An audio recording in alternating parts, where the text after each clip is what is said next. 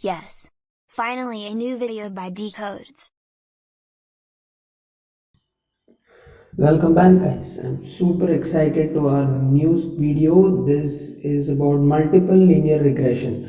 So by this name you may get a click that in the last video we learned about a simple linear regression that had one feature and one dependent and one independent variable being x and y. So in this, as the name itself suggests, that there are going to be more than one features, more x1, x2, x3, x4 that are all dependent, independent of each other, and where y is dependent on all of it all together. So let's get into the data set, and since it's a linear regression, we'll see how do we solve it, or should we not consider any feature, or should we consider one feature less, one feature more. How do we determine them? We are all going to discuss that in today's video, and so let's get into the code. So first we have to upload our data set. I've shown it in my last video. Please check out my second video, I guess. In that I have shown how to upload the data set from the path, and we should always check that it's on .csv file. So here it is. Yeah.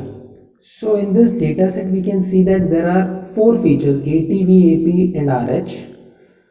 That is x0, x1, x2 and x3, and we have PE, that is the dependent variable being y.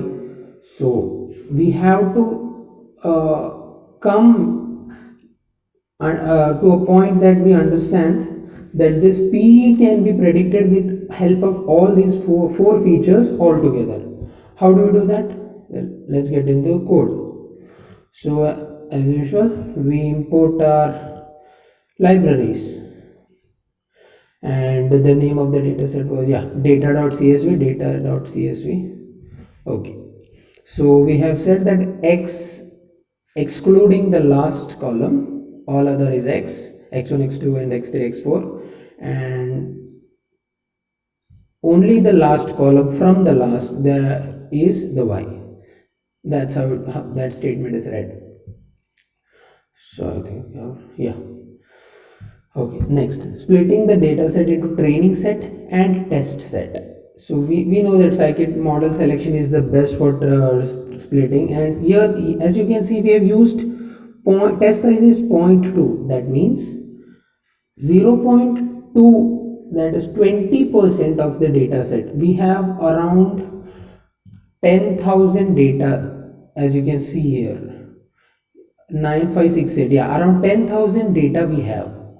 Out of that, 20%, which is 2,000 data, is used as a training, for training purpose, and the remaining is used for test. We can't use more data set.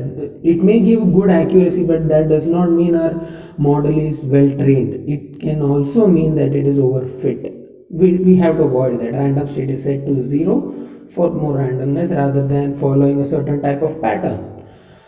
And then training the multiple linear regression model on the training set. Yeah, so we call from in our first video we called the same linear regression class from scikit-learn, and in the same way we have trained it.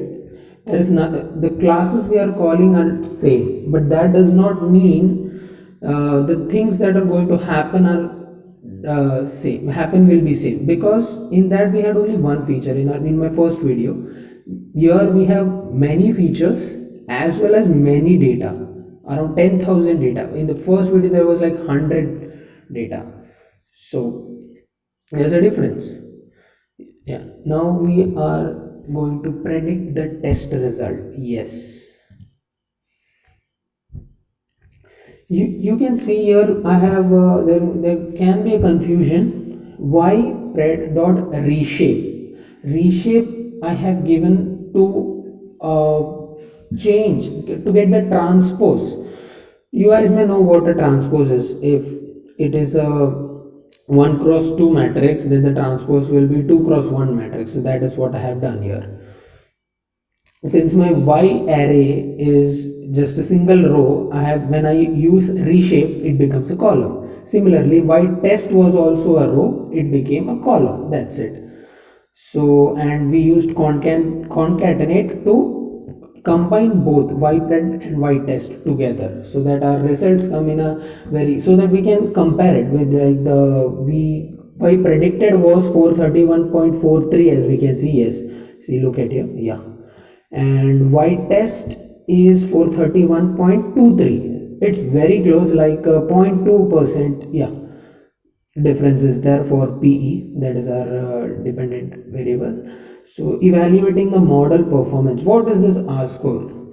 So if you see a linear graph, there are many points, and a a line is passing through it. That is the mean R square. R square R square percentage is what is R score, R2 score. It is already provided by scikit-learn in metrics class.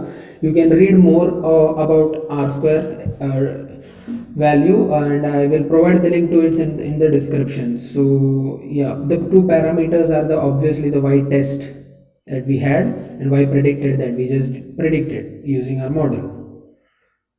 So yeah, okay. So it shows that we have 93% accuracy for this data set on this model. If we use multiple linear regression, it does not mean that this is the best. Maybe in future videos I use the same data set and a different algorithm. Maybe I can get more correct, or more accuracy, like more than 93.25%. Here we have, yeah, here I am getting using multiple linear regression, I am getting 93 percentage. This is already good, as we can see. And since we have only used 20% of the data, for the 80% of the data, this we are getting this score on test prediction. So 93% is pretty good, you can say. Yeah, so now what we are going to do, you may ask that how do we know that each value is actually a part of a linear regression? How do we know that? Well, there is only one way to know that, that is by plotting it. So here you can see, okay, so here it is a good chance for you to understand that how this line actually works. This line was actually used by myself above to splitting the data. Here I am going to explain it. When I use 0, that is first row, that is the x0th feature.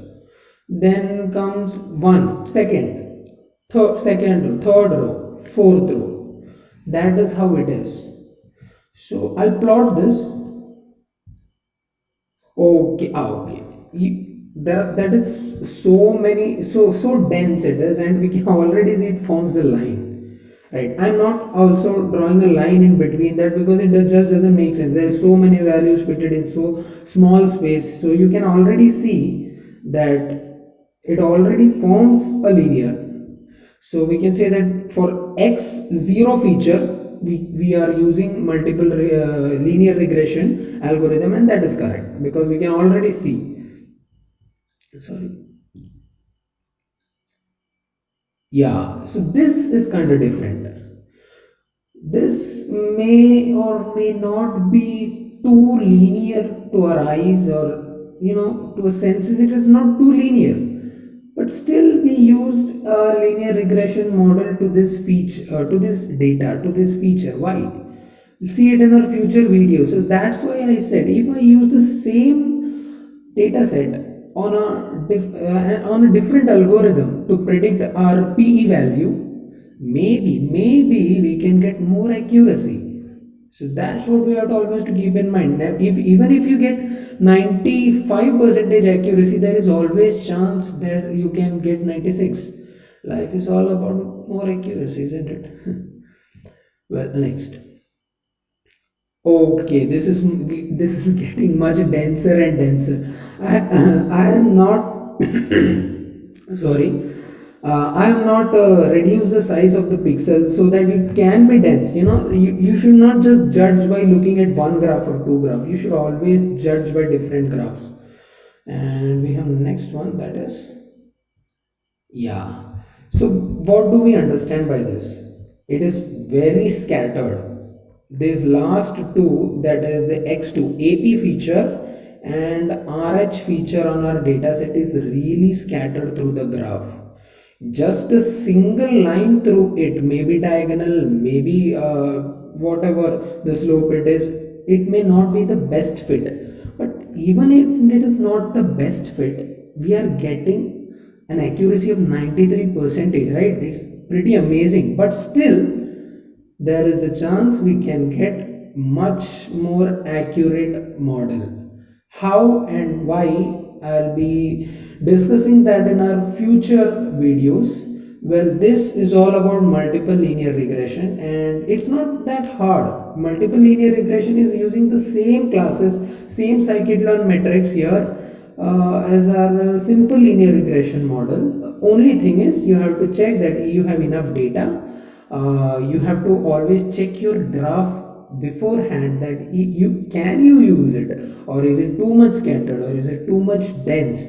And once you do that, since it is a linear regression, and so we are using r2 score, that is r square score, and I'll be giving it link.